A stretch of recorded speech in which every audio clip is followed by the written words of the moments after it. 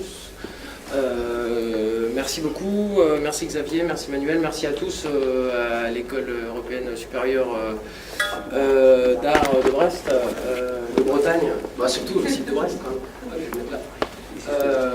D'avoir organisé ça et d'avoir su initier cette réflexion et j'allais dire ce mouvement quasiment de recherche-action autour de la transition énergétique et j'allais dire de la pensée de la mer en général, ce qui peut parfois faire défaut peut-être dans le système pédagogique et peut-être plus généralement dans le logiciel sur lequel on tourne. Donc la mer c'est 70% de la planète, planète bleue. Voilà le premier cliché, c'est 90% des marchandises que nous consommons qui passent par les mers, le transport maritime, c'est le vecteur même de l'économie mondiale, de la mondiale. À chaque fois que j'essaie de bouger, ils vont essayer de bouger. Non, mais, ok, il faut que je reste dans la lumière. Je vais rester là. Si le transport maritime était un pays, ce serait le 3e émetteur mondial de CO2, ce serait le premier émetteur mondial de SO2, responsable le SOx et le NOx, c'est quelque chose dont on ne parle jamais. Circuler, il n'y a rien à voir, c'est quelque chose qui se caractérise à la fois par sa confidentialité, son opacité, j'allais dire ses mauvaises pratiques d'un point de vue économique, financier, et c'est quelque chose que chacun d'entre nous achète en tant que client final. Et c'est l'ensemble des informations qui pourraient être intéressantes finalement pour nous. C'est 1 centime, probablement quelques dixièmes de centimes sur un paquet de café de Colombie par exemple. C'est de l'ordre de 1 euro à 2 euros sur un iPhone qui vient de Chine. Vous êtes finalement ultimement le payeur de ce transport maritime. Et ça c'est quelque chose dont finalement il vous est impossible d'obtenir la moindre information. Ça semble assez lointain, mais pas du tout, parce qu'en fait, c'est justement un petit peu la question qu'on pose. D'où vient l'idée L'idée, elle n'est pas du tout de nous, ni j'allais dire, on peut remonter aux Égyptiens, hein, depuis qu'on a compris la puissance et la force du vent, et qu'on a réussi à mettre en place des carènes qui pouvaient à la fois aller suffisamment vite, suffisamment loin, et avec suffisamment de charge. J'allais dire, depuis l'Égypte, la Grèce antique, l'histoire même de la conquista, etc., les prémices de la mondialisation se sont faites sur le vent, sur cette force-là. Alors on nous promet, les économistes, et j'allais dire, le cadre idéologique dans lequel nous évoluons nous promet des lendemains relativement optimistes. Hein. Il faut bien effectivement avoir une raison de croire dans notre modèle, avec une croissance économique exponentielle et des arbres qui atteignent le ciel.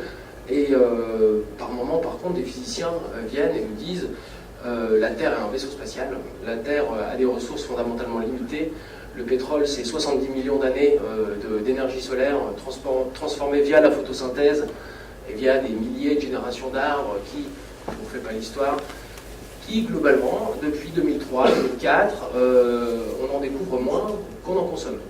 Donc nous, au-delà de toute, j'allais dire, considération anxiogène ou militante, il y a cette intuition de la puissance du vent et probablement la nécessité d'anticiper pour remettre au goût du jour le transport à la voile. Parce que le transport à la voile, ça ne veut pas dire qu'à la voile, en hybride quand même. Non, parce qu'on sait. Pierre et moi, on est des très grands copains. On était à un séminaire, là, il n'y a pas très longtemps, à Nantes, le 20 mars, je me souviens. Mais... Et alors, je vous en parlerai plus tard. Alors, on va passer peut-être un peu plus loin. Donc, ben voilà, j'ai déjà parlé de ça. Non, ça va, ça. Comment dans un monde... alors, nul ne sait, la seule chose en matière de pétrole, en matière d'hydrocarbures, la seule chose qu'on sait, c'est que globalement, c'est mal les choses. Il ne s'agit pas effectivement de prédire, tel Cassandre, un cataclysme énergétique plus ou moins rapide. Comment fait-on pour transporter sur de très longues distances des très grandes quantités de marchandises et de façon, j'allais dire, émancipée de cette énergie extrêmement intensive qu'est le pétrole. Un litre de pétrole, c'est le travail de 3 hommes robustes pendant 12 heures à peu près. Ça nous revient à la pompe à 1 euro. La voile, alors il y a tout un tas de technologies dont on peut parler, les flatteners, les turbovoiles, effectivement, il y a des ailes rigides, il y a des ailes souples, il y a tout un tas de systèmes. La voile, de par le fait que la propulsion vélique et donc le rendement immédiat qu'a le vent sur la carène, est a priori ce qui permet quand même une efficience énergétique la plus intéressante. La voile, enfin, je vais dire, après parlons d'un bateau. Un bateau a ceci aussi d'intéressant qu'il ait un système énergétique indépendant. On peut parler d'énergie renouvelable, on peut parler d'éoliennes, de méthanisation ou autre. On ne va pas brancher un bateau avec un câble. Donc il faut réfléchir à un bateau en tant que système énergétique indépendant. Et on a, donc, j'allais dire, quasiment une concentration de nos problématiques en termes d'énergie sur un bateau. Et la question que tout ceci pose, c'est justement de faire quelque chose qui puisse être suffisamment fiable, efficace pour aujourd'hui faire du transport à la voile. Alors par où on commence? Parce que faire du transport à la voile, comme on dit, il y a les diseux, il y a les faiseux. Quand on décide de faire quelque chose, en 2011, parce que c'est un peu ça notre histoire, on commence dès 2011, on avait fait des études de marché en 2009, 2010, on prend le parti de faire avec des flotteurs, avec des bateaux existants.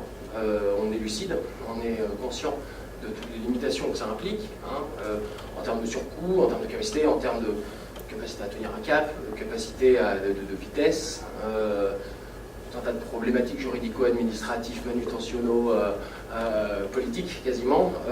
Par contre, la ligne sur laquelle on tient, c'est 1 kg transporté sur 1 000 à la voile est une petite donc pas à pas, de façon réaliste.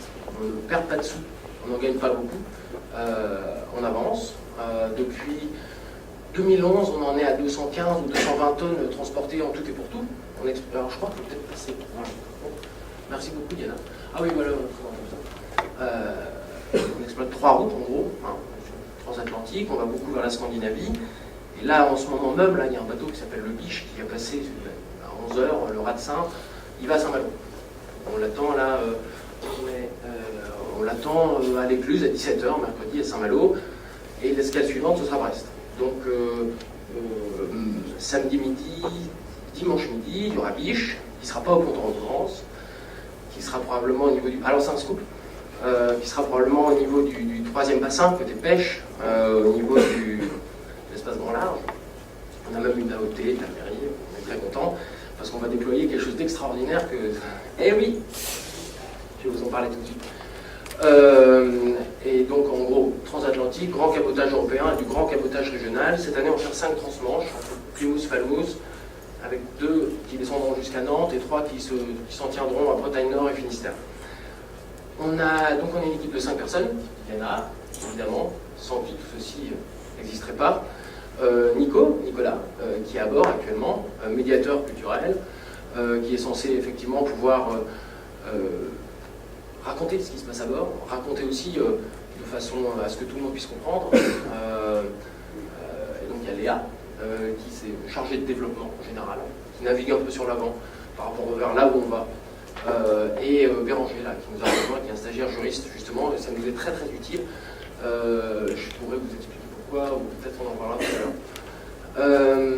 Tout ceci, juste pour finir d'introduire les bateaux de travail, les vieux gréements, on est bien conscient que à la fois des emports infinitésimaux par rapport à un porte-conteneur, il faut en avoir vu un pour voir ce que ça représente.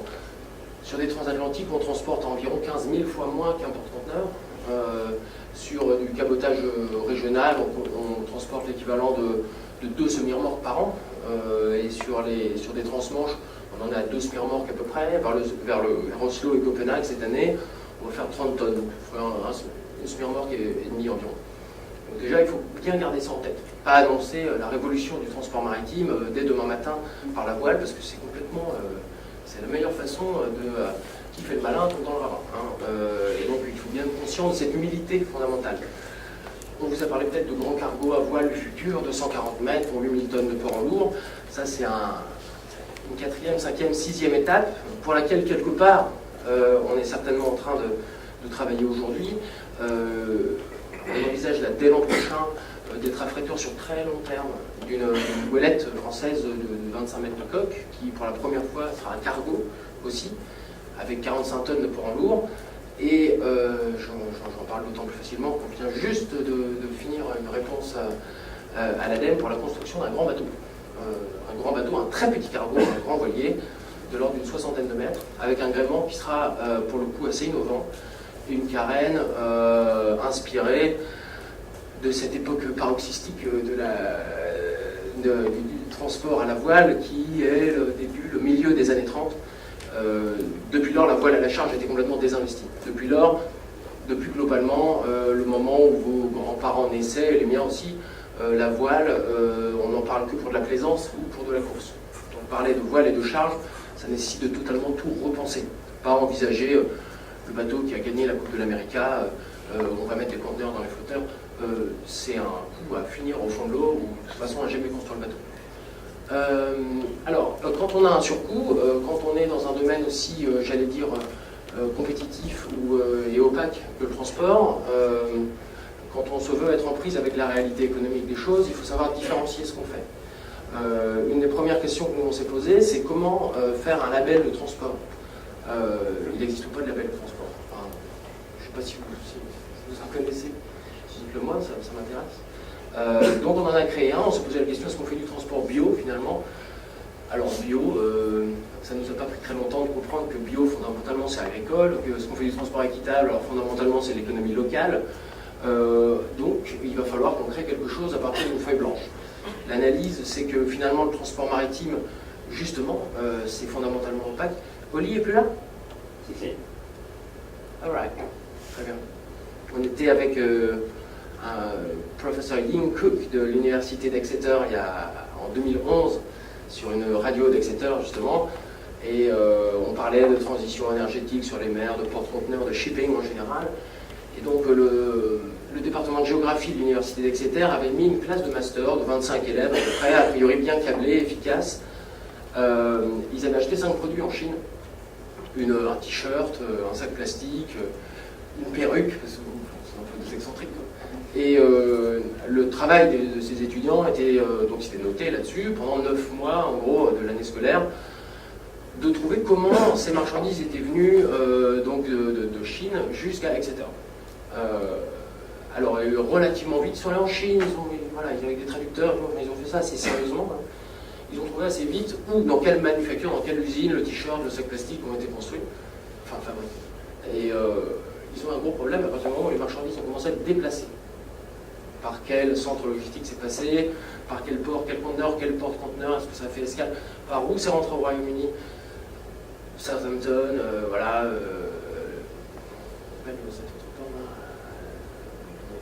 Vers Londres. Bref, ils n'ont jamais réussi à savoir ça, et encore moins par où ça arrivait, etc. On est sur des chartes parties, des bons de connaissement qui consacrent justement la confidentialité. D'un point de vue de chargeur, on comprend qu'ils veulent protéger leur secret industriel, et d'un point de vue de transporteur, ils veulent protéger leurs clients. Donc vous ne saurez jamais comment, je sais pas, mes lunettes, ce micro, vos lunettes, votre ordi sont venus, même si vous cherchez très très bien. Et donc c'était plutôt une méthodologie, ils n'ont jamais réussi à trouver comment tout ça s'était venu. Une fois qu'on a fait ce premier constat, on s'est dit, justement, nous on va faire l'inverse.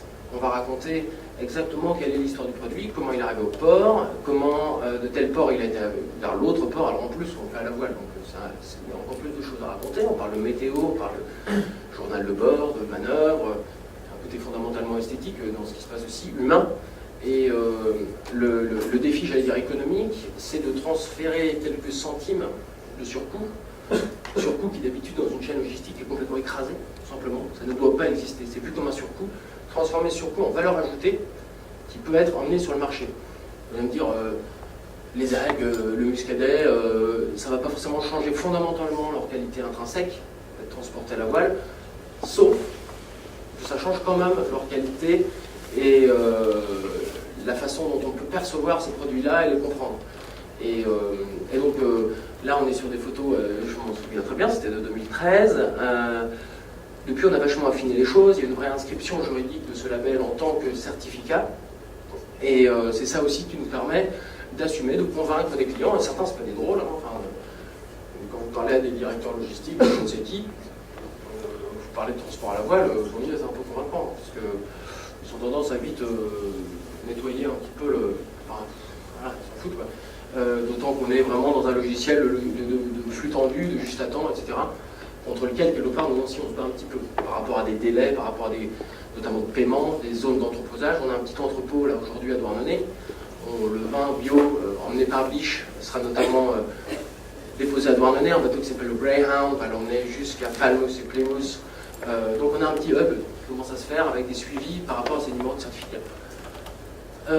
Ah oui, alors voilà, parlons d'actualité, on anime ce qu'on appelle la plateforme bretonne de transport à la voile, la Bretagne comprise entre Bordeaux et Plymouth, donc les Bretagnes, on va dire, et quelque part la Bretagne au bout de la mer, c'est-à-dire le centre du monde, ou du moins la Bretagne non plus comme un appendice quasi insulaire, isolé, traversé par des mouvements, j'allais dire, de subvention du transport routier, et j'en dis pas plus. Donc on a plein de partenaires, on a deux grandes innovations cette année, c'est qu'on a... C'est un Barnum patrimonial, pardon. Il fait 6 mètres par 3, il a été construit... Ah bah merci pour le son. Il a été construit par le port musée de Douarnenez, par Anne-Marie Sellery qui s'est occupée de la toile, et il a été dessiné par... Allez, levez la main. Lève la main. Levez la main. Par ces personnes-là, dans un projet, j'allais dire, pédagogique, mais également d'échange, véritablement un peu professionnel aussi. C'est parti un peu dans tous les sens au début, et puis finalement on a réussi à élaguer, on a réussi à trouver une solution qui était intéressante, qui a coché toutes les cases, qui remplissait l'ensemble des critères, avec un aspect finalement fondamentalement esthétique. Là on est à Bordeaux, on est ponton d'honneur à Bordeaux, et donc on voit le Blich derrière. On a chargé à Bordeaux une demi-douzaine de tonnes de vin, et pendant 3 jours à Bordeaux, ce Barnum dessiné par les élèves de l'ESAB a permis d'être un espace d'échange, de médiation, j'allais dire, de pouvoir s'adresser au public, aux passants. On sait bien que quand on est sur un bateau, qu'on est sur le pont, on fait un peu coucou comme ça, mais il y a quand même une sorte de barrière invisible, les gens n'osent pas, ils ne vont pas venir dire bonjour. Là on a pu, donc on a une exposition qui parlait de transport à la voile hier, aujourd'hui, demain. On a pu s'adresser aux gens, on a pu faire déguster des produits de l'Idieu à Bordeaux, faire déguster quelques vins, etc. Et donc c'est fait en bois, en chêne rouge, c'est fait en toile, et c'était embarqué. Donc effectivement le comptoir est un peu lourd, mais en s'y mettant à 5, le comptoir du milieu tenait l'ensemble en fait, et l'ensemble des jambes de force, des fermes, permettaient, donc c'était 3 arceaux. On était tantôt abrités du soleil, de la pluie, et c'est un espace tellement convivial qui nous est arrivé vers 2 ou 3 heures du matin, de rentrer sur le bateau, puis on se rend compte qu'il y avait des bordelais qui étaient là, donc il y a quelque chose d'assez chaleureux là-dedans. Et puis ça a été même, j'allais dire, quasiment commercialement quelque chose d'assez efficace, notamment à Nantes, et donc on en est très content, et c'est aussi pour ça, là on ne va pas le voir, mais hop, il y a les pavillons de tous les différents partenaires, et je crois qu'il y en a un qui est jaune, et c'est celui de l'ESAB, et donc on remercie Xavier, et puis tous ceux qui ont pris part à ça. Deuxième petite innovation dans notre tour de Bretagne, ah bah voilà, c'est le live ou pas ça alors? On va essayer une copie d'écran parce que Océanopolis, mais tout un tas de pare-feu, je sais pas ce que. Le bateau il est là, en ce moment. Non, alors il n'est pas là parce qu'il a passé le rat de sang. Il était là à 11h ce matin. On est en partenariat avec Orange, avec des gens qui également fournissent des antennes 4G marinisées. Donc en fait ça c'est une vidéo qui est prise du mât d'Artimon. Donc on voit la toile qui est mise, on voit un petit peu les manœuvres qui se font, sans être complètement dans la télé-réalité non plus. Et il y a un système de SIG, de système d'information géographique, auquel on va aller adosser notre label aussi. Donc ça c'est assez important pour nous, pour l'avenir, qui permet à tout à chacun de... Alors je crois que ce matin il y a eu un problème d'interruption dans l'enregistrement de données météo. Effectivement, je ne pense pas que le bateau qui arrive a bien remarqué. Mais en gros, il y a 4 heures, Blich, on était là. J'ai débarqué hier soir. Et donc on avait commencé donc, à descendre à partir du 10 avril par Lieu, Bordeaux, Nantes, Lorient. On était à Groix et on était à l'Esquenil jusqu'à hier soir. Donc Blich, la part à Saint-Malo. Ça nous permet certes d'avoir quelque chose d'assez immédiat pour des non-marins, pour des gens qui peuvent aussi s'intéresser à la façon dont, si certains ont commandé des vins, si certains sont des amoureux du pitch, ou certains qui s'en foutent, ils peuvent aussi trouver ça finalement assez intéressant. C'est une façon aussi de parler des vieux gréements, du bateau de charge de façon différente. Et c'est aussi quelque chose d'assez crédibilisant et qui nous ouvre des perspectives d'avenir dans un partenariat qui est quand même assez professionnel avec Orange, MPG, avec le GR Télécom, de Télécom Bretagne, qui nous a fourni tout le logiciel qui tourne derrière. Donc c'est extrêmement intéressant. Voilà pour l'actualité et pour la suite. Alors, j'avais commencé à 14h48 et j'ai 40 minutes, c'est ça? 30 minutes. 48, et puis 29h. 10 minutes. Donc il me reste 6 minutes là, c'est ça? Ouais. C'est parfait pour moi. Alors, on ne va pas s'amuser toute notre vie à faire que de l'épicerie sur vieux gréement. On va certainement continuer, on va aussi un petit peu utiliser ça comme une courroie de transmission, de redistribution, quelque part même un peu comme une sorte de vitrine, et puis assumer la perspective historique dans laquelle on s'assume. On n'arrive pas en disant on fait du transport à la voile, on redessine un bateau, on redessine des routes, tout un tas d'éléments, le vent, les courants, la façon dont les voiles fonctionnent. Ça n'a rien à réinventer le fil à couper le beurre. Par contre, on utilise un petit peu ce premier étage de fusée qu'on développe actuellement dans l'optique de construire des bateaux. Construire des bateaux avant de partir sur des bateaux de plus de 100 mètres, avant de partir sur une hypothèse d'une compétitivité économique dans le cas d'un baril à 500 $, etc. On a des demandes, on a des chargeurs qui nous parlent aujourd'hui non plus de quelques tonnes, non plus quelques dizaines de tonnes, notamment en transatlantique, mais aussi notamment vers la Scandinavie, qui nous parlent en centaines, on parle en milliers de tonnes. On nous demande de transporter 2000 tonnes de sucre équitable et bio depuis le Brésil à la voile. Aujourd'hui, on ne peut pas du tout le faire. Donc, toujours un petit peu dans la démarche qu'on a, qui est celle un petit peu de réalisme, d'humilité, c'est on part sur une carène d'une 60aine de mètres, on part sur un port en lourd de 500 tonnes environ, d'une carène qui a existé, qui a été mise à l'eau en 1934. Par contre, on a 2 options de gréement, 3 options de gréement qui seraient fondamentales. Sur un bateau à voile, la voile c'est fondamental. Notamment par rapport à ce que ça va impliquer en termes de rôle d'équipage derrière, combien de marins on va devoir avoir, donc en termes de coûts d'exploitation. C'est pas parce qu'on est des gros salauds d'armateurs qu'on veut réduire au maximum les coûts d'exploitation. Si on n'est pas capable de prouver qu'on a des coûts d'exploitation optimaux, on ne saura jamais le bateau. Et donc on continuera de faire ce qu'on fait, qui n'est pas forcément le but ultime qu'on s'est donné. Il nous faut donc un bateau qui soit marin, qui sache suffisamment bien remonter au vent, qui soit suffisamment rapide sur les routes d'exploitation qu'on a prévues. Donc on aurait 2 transatlantiques, et on aurait 3 mois et demi par an de grands cabotages européens entre la péninsule ibérique et la Scandinavie. On est, comme tout cargo et comme grand largue, on sera sur une 12aine de passagers. Ça c'est aussi assez important, pas forcément d'un point de vue modèle économique, parce qu'il est important de pouvoir partager la passion, la joie, pouvoir ouvrir le bateau justement à des gens qui voudraient embarquer dans cette idée de transparence. Actuellement, je crois que d'ailleurs sur Biche, il y a une jeune architecte qui fait des dessins et qui nous fait tout un tas de jolis trucs. Et c'est vachement intéressant d'avoir aussi cet angle-là. Donc voilà. La propulsion alternative et la propulsion auxiliaire sera aussi importante. À du moment où on est sur quelque chose de fiable, à moindre coût, et dans un tout premier temps, voilà. Je ne pense pas forcément aller sur de la fusion froide ou de la pile à hydrogène. Parce qu'effectivement, ça rajouterait des vulnérabilités, ça rajouterait des risques qu'il faudrait lever, et un risque se multiplie par un autre risque. Ça ne s'ajoute pas. Et surtout quand on est sur l'eau, il faut quand même faire attention à ce qu'on fait. Alors ça, c'est les grandes perspectives d'avenir, c'est un peu ça dont je vous parlais, ce serait presque le 4e ou le 5e étage de la fusée.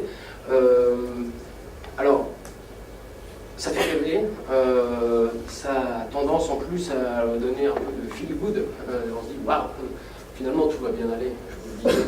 On va avoir des cargos à voile dans l'avenir, pas de souci, il y a des gens qui s'en occupent. Les gens qui s'en occupent, on les connaît très bien. D'ailleurs, c'est une image qui est là, hein. C'est évidemment pas un cargo qui flotte aujourd'hui. La question que nous on s'est posée, c'est sur finalement la faisabilité immédiate, disons en 2017, 18, 20, de ce type de bateau. Est-ce que le marché est assez mûr Est-ce que si on fait 3 fois 8000 tonnes par an d'un fret qui sera légèrement supérieur à la moyenne, on aura un marché qui pourra absorber ça? Est-ce que cette carène est autre chose qu'un dessin d'artiste? C'est pas forcément certain. Est-ce qu'on sait exactement comment tout ça, ça va se comporter? Même si ce gréement est quelque chose de fondamentalement révolutionnaire, qui marche très bien. Dans un autre cas, un bateau qui s'appelle le Faucon Maltais, le Maltese Falcon, qui est extrêmement intéressant. Est-ce qu'on aura suffisamment de flexibilité, contrairement à, j'allais dire, une flotte de bateaux plus petits dans un premier temps, et est-ce qu'on a suffisamment quasiment d'humanité dans ce bateau-là? Parce que c'est aussi important, à mon avis, d'avoir au-delà, il faut évidemment le transport, il faut évidemment optimiser, que tout soit bien bordé, mais il faut aussi pouvoir raconter l'histoire d'un bateau. Par contre, effectivement, le bateau qu'on voyait précédemment, si on en a 3, si on en a 5, si on continue d'avoir des demandes auxquelles on ne peut quasiment pas répondre, effectivement, on pourra commencer à envisager ces choses-là. Il faut effectivement parfois un peu s'abstenir de croire au Messie qui va venir terrasser le démon de notre dépendance aux énergies fossiles sur les mers en se disant « Ah, il viendra et tout ira bien. Mon iPhone, ou je ne sais pas quoi, qui viennent de Chine, viendront à la voile. » C'est surtout le... En fait, non, ça ne va pas se passer comme ça. Il va probablement falloir une bottom-up, on dit. Il va probablement falloir partir d'en bas et commencer à gravir les échelons les uns après les autres. Ce qui ne nous empêchera pas peut-être un jour d'arriver à ces solutions-là qui d'ailleurs pourront peut-être être dépassées par d'autres, à la voile toujours. Et donc là, il est pile poil 18, ça fait donc pile poil 30 minutes que je parle. Pas vrai? Super. Merci à vous tous.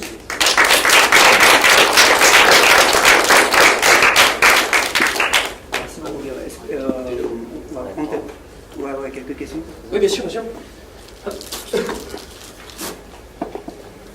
C'est à vous. Oui, je me pose une question par rapport au dessin d'artiste que vous avez montré à la fin. Donc, vous mettez en question le mode de transport avec la voie électrique, mais pas du tout d'emballage. C'est-à-dire qu'on revoit encore des containers. On se demande d'ailleurs comment les grues peuvent fonctionner avec les mâts, parce que c'est un petit peu compliqué. Pourquoi on ne revient pas à la caisse bois qu'on voit dans pas mal d'expéditions, par exemple polaires, où ils sont à la caisse bois, parce que c'est plus à l'échelle humaine, par exemple. Tout à fait. La containerisation est une question fondamentale dans l'histoire même du shipping depuis les années 55-60, à l'époque du général cargo, où on est arrivé à la containerisation. Nous, à partir du moment où on doit optimiser le volume, le poids qui est à bord, sachant qu'un conteneur vide est déjà énormément de poids et qu'on perdrait finalement énormément de capacité de transport à partir du moment où on containeriserait. Le conteneur est dans la standardisation, il est dans le box, et c'est ça aussi qui fait la mondialisation telle qu'on la connaît depuis les années 80 en gros. La question de la containerisation doit se poser. Sur le cas de l'écoliners qu'on montrait, du cabinet Dijkstra d'Amsterdam, on a voulu effectivement imiter le shipping, on a voulu imiter des grands cargos modernes en mettant des mâts dessus.